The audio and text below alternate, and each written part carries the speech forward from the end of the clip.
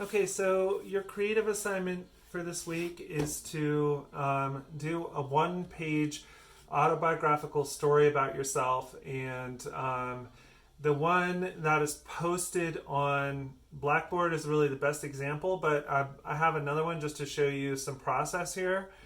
Okay, so this is about me and Tony Russell.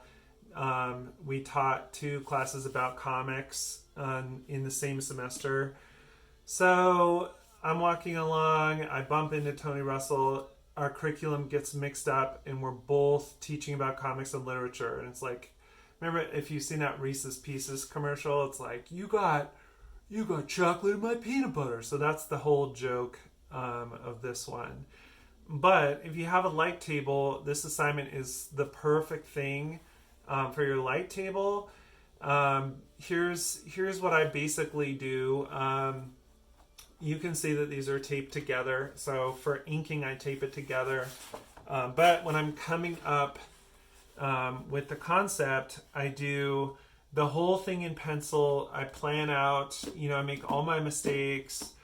I plan out all of the text, and basically, what I've learned in making comics is you always think that there's a ton of text that fits in the panel, but it doesn't, right? So basically, one panel has one line of text. That's what I would say. The other thing that you'll always do when you're making panels is you'll make your first panel really big, and then you will, as you go down, you will run out of space and you'll have a lot more story left. So a really good way to identify amateur comics is that the first couple panels are huge and well drawn, and then there's a bazillion panels there and you run out of space. And you can see I even did that a little bit here. See how these get really text heavy and I start running out of space, but I tried to be aware of it. So what you can do is realize that every page, and in particular these pages, are divided into 3 strips, and they already have the marks there for you, right? So that's the first panel, that is the second panel, that is the third panel. And if you want to do perfect composition, and start really easily, just think about telling a story in 3 parts, right? It doesn't even have to be a comic. You don't have to get into the nuances of comic design and use word bubbles or whatever, but you'll think like, part 1 of my story is this, part 2 of my story is this, part 3 of my story is this.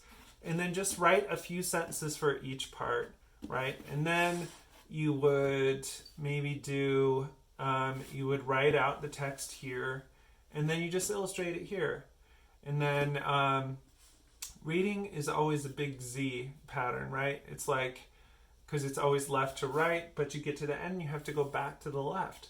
So you would do illustration, text, illustration, text, illustration, text, then text, illustration, then illustration, text, because you want to acknowledge that is the natural pattern of reading.